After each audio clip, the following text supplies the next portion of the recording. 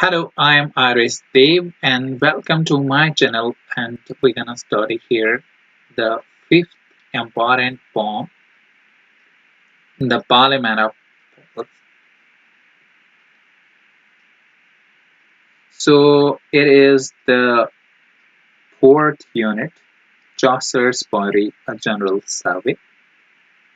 Indira Gandhi National Open University means IGNOU, MEG01, British Poetry. Let's begin. Introduction of the poem. It is also called the Parliament of Birds or the Assembly of Poets, is a poem by Geoffrey Chaucer.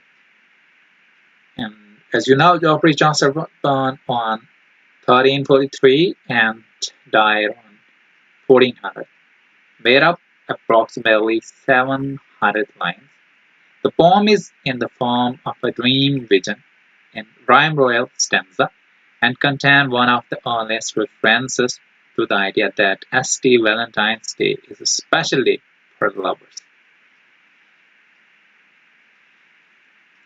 Synopsis of the poem. The poem begins with the narrator reading the book, which was a very popular book, which is called the Cicero Samnium Scipionius, in the hope of learning some certain things. When he falls asleep in a beautiful garden, Shippo, it's a tough character, Africanus, the elder appears and guides him up through the celestial spheres to a gate, promising both a wall of grace and a stream that leads to the sorrow. After some deliberation at the gate, the narrator enters and passes through the Venus dark temple, sees there its praises of the doomed lovers, and they are out into the bright sunlight. Parliament of hall को parliament of bird भी कहा जाता है और parliament of assembly of hall भी कहा जाता है. पार्लियामेंट ऑफ बर्ड कहा जाता है, असेंबली ऑफ हॉल. तो कई बार नेट और सेट में ऐसा हो जाता है कि आपको क्वेश्चन पूछा जाता है असेंबली ऑफ हॉल के बारे में, और आप ये समझ रहे होंगे कि मैंने तो पार्लियामेंट ऑफ बर्ड पढ़ा है, ये पार्लियामेंट ऑफ हॉल, ये सब एक ही पोम है. तो मुख्तलिफ टाइटल्स इसको क्रिटिक्स ने बाद में दिया, और ये तकरीबन 700 लाइन पे बनी हुई है. मींस इसकी कंपोजिशन जो है वो 700 लाइन्स हैं, और जो पोम है ये ड्रीम विजन है, और इसमें जो रॉयल स्टैंजा का इस्तेमाल किया है, मींस राइम रॉयल ही इस्तेमाल इसमें भी हुई है.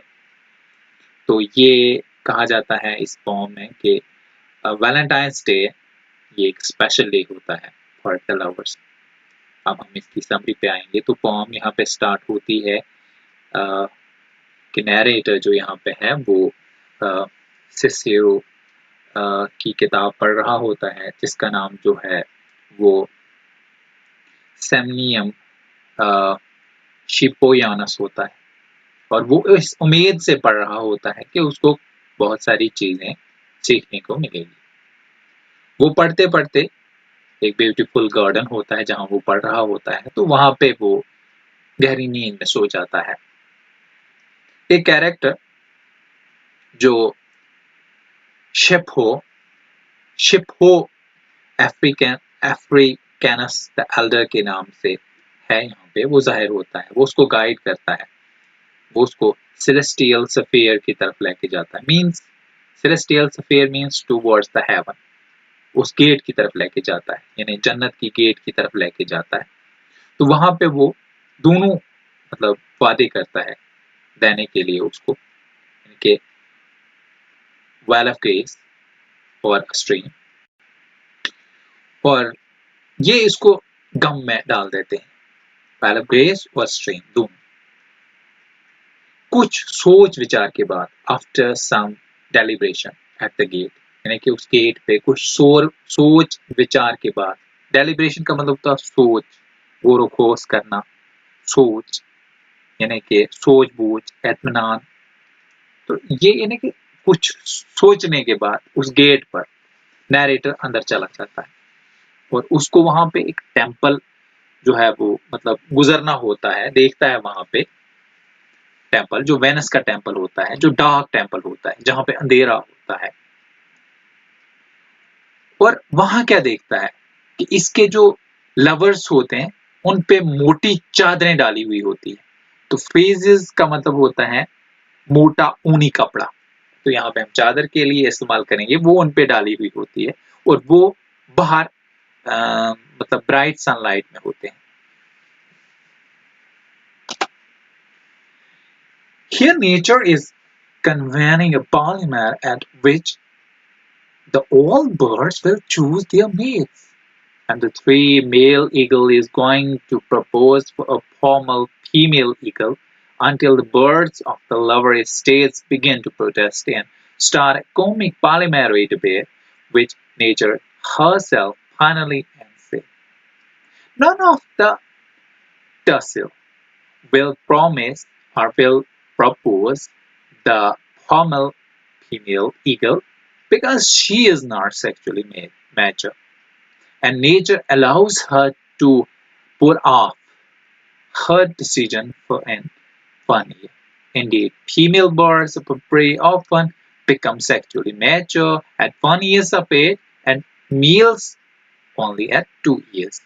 Nature as ruling figure in the allowing the formal female eagle the right to choose, the importance of her free will, which is theme of poem, nature allows the other birds, however, to pair off.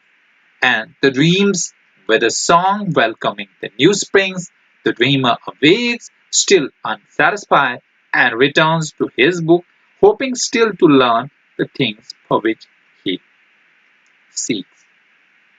तो यहाँ पे क्या होता है कि वो जब वहां से उस गेट से अंदर चला जाता है तो यहाँ पे उसको नजर आता है कि एक पार्लियामेंट होती है, मीन्स एक इजलास होता है, या आप कह सकते हैं कि बहुत सारे परिंदे जो है वो जमा हुए होते हैं जिनको अपने मेट्स चुनने होते हैं, मीन्स अपने जोड़े चुनने होते हैं। तो 3 फीमेल ईगल्स जो है जिनको आप शाहीन बोल सकते हैं, वो एक दस्तूरी ईगल, दस्तूरी फीमेल ईगल यानी कि जो वहां जिस तरीके का दस्तूर था कि जो एक नमाया वहां पे औरत ईगल होती थी उसको प्रपोज कर रहे होते हैं। लेकिन तब तक जो लवर जायदाद या जो छोटे जायदाद के परिंदे होते हैं वो प्रोटेस्ट करना स्टार्ट कर देते हैं और वो डिबेट, पार्लियामेंट्री डिबेट यानी कि जो मज़ाहिया पार्लियामेंट्री डिबेट है वो शुरू कर देते हैं, जो नेचर खुद ब खुद इसको बाद में खत्म कर देती है। कोई भी टर्सल जो है प्रपोज नहीं करेगा फॉर्मल फीमेल ईगल से। क्यों नहीं करेगा? क्योंकि वो सेक्सुअली मैच्योर नहीं होती है। इसलिए नेचर उसको जो है अलो करता है कि वो पोस्टपोन करे। पुट ऑफ एक फ्रेजल वर्ब इस्तेमाल हुआ है जिसका मतलब होता है पोस्टपोन अपने डिसीजन को 1 साल के लिए, 1 साल के लिए, दूसरे साल फिर वो कॉम्पिटेंट होगी, सेक्सुअल जो है मैच्योर होगी। तो यहाँ पे एक और नॉलेज चौसर ने देने की कोशिश की है कि जो बर्ड होते हैं, जो प्री होते हैं, प्री मीन्स शिकारी बर्ड जो होते हैं, वो उनके जो फीमेल हैं वो 1 साल में सेक्सुअली मैच्योर हो जाते हैं और जो फीमेल हैं वो 2 साल में सेक्सुअली मैच्योर हो जाते हैं अकॉर्डिंग टू दिस पोएट्री। अब यहाँ पे नेचर जो है एक रूलिंग फिगर का नुमाया रोल अदा कर रहा होता है और वो चॉइस दे रहा होता है फॉर्मल फीमेल ईगल को, उसको राइट दे रहा होता है कि वो अपने फ्री विल का जो उसका इंपॉर्टेंट फ्री विल है उसका सही इस्तेमाल कर सकती, यूज कर सकती। राइट। और यहाँ पे नेचर बर्ड्स को ये इजाजत देता है, बाकी बर्ड्स जो वहां पे होते हैं, कि वो पेयर ऑफ करें। पेयर ऑफ मीन्स अपने जोड़े चुन लें या बना लें। यहाँ पे हमने देखा कि जो ये थीम है, पोएम का जो थीम है वो ये है कि to give the free will to the bird, right. तो यहाँ पे ड्रीम्स खत्म हो जाता है और एक गाने से खत्म हो जाता है जो स्प्रिंग को वेलकम कर रहा होता है, खुश आमदेद कर रहा होता है। ख्वाब देखने वाला जाग जाता है, लेकिन अब भी वो सेटिस्फाई नहीं होता है अपने पढ़ाई से। वो फिर अपनी किताब की तरफ लपकता है, वापस मुड़ता है, दौड़ता है और अब ये उम्मीद कर रहा होता है कि उसको कुछ और चीजें मिलें सीखने के लिए, जिनके लिए वो तलाश कर रहा है या जिनके लिए वो इस बुक को पढ़ रहा है। That is all about it. मुझे उम्मीद है कि आपको अच्छा लगा होगा। 5 पॉम्स को हमने यहाँ पे डिस्कस किया और छठी पॉम जो प्रोलॉग टू कैंटरबरी टेल है उसको हम दूसरे यूनिट में डिस्कस करने जा रहे हैं। और इस पहले यूनिट मींस यूनिट 4 का आज की ये लास्ट वीडियो थी। मुझे इजाजत दीजिए। मुझे उम्मीद है कि आपको ये वीडियोस पसंद आएंगी। अगर पसंद आती हैं तो आप कमेंट में लिख सकते हैं, अगर ना भी पसंद आती हैं तब भी अपने राय का इजहार कीजिएगा। मुझे आपकी राय का इंतजार रहेगा। Thank you very much. Subscribe करना मत भूलिएगा।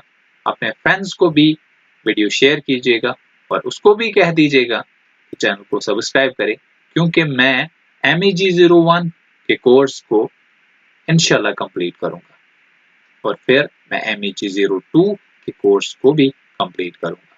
Thank you very much. अब मैं शो को एंड कर रहा हूं।